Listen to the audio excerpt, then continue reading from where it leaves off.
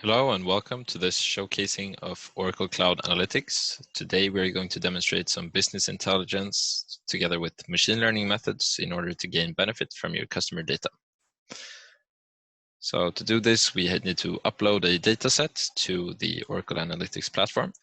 We're going to use an online retail dataset containing some receipts from previous purchases of customers, from what they have purchased, how many, and the price.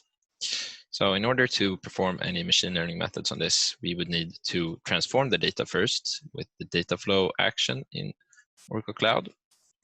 And this is a pretty simple way to perform calculations such as filter, aggregate, add columns, select columns, etc. in order to transform your data set.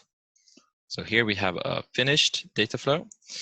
So to demonstrate, we have, for example, this add column, which is, we add a column called revenue, where we multiply the quantity with the unit price for each data object, and we get the revenue.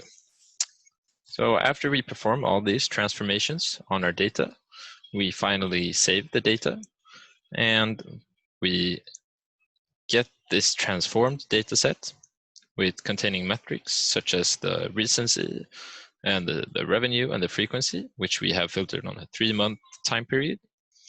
We then score these metrics. So from 1 to 4, 4 means high and 1 means low. We add the score together, and this overall score will be a good indicator showing us how likely a customer is to have a low value, mid value, or a high value for your business in the future.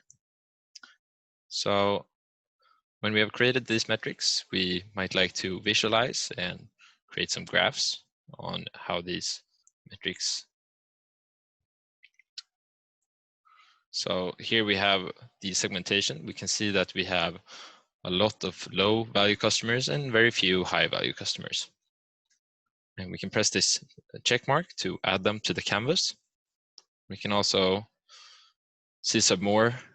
So for example, how the total revenue and in the different high value bins performs. So for the high value bins, the average total revenue during the 3 months is $7,600. You can add this and also look at the key drivers of the lifetime value bin. So for example, here we can see that the overall score is correlated to the lifetime value bin, as the high values of score mostly contain high value also in the lifetime value for the bins. We can add these and put them on the canvas. Now we can have these as a visualized graphs to follow and see how our customer data develops. So now, after we've done this, we would like to perform a machine learning method on the transformed data in order to predict whether a customer, after gathering data for 3 months, has a low or a high value for your company. So we simply add the transformed data set. And then we select which columns we think will be useful to predict the lifetime value, which is the total revenue of the 3 months and the overall score.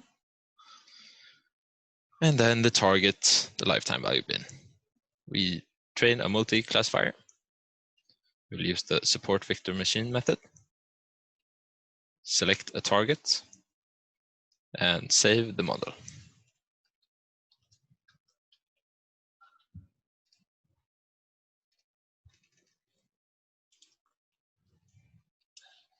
We run the method, and we can look at the outcome of this machine learning model in this matrix. We can see that we have a 78% accuracy on predicting the different lifetime value bins of our customers after just 3 months of gathering data. This can be used to focus your resources on the high value and mid value customers rather than the low value customers, in order to make sure that you keep these customers and retain them loyal to your business, to keep the steady flow of income from these bigger players. Now there's certainly room for improvement, but with more data and more metrics, we can predict more accurately. So, thank you for listening.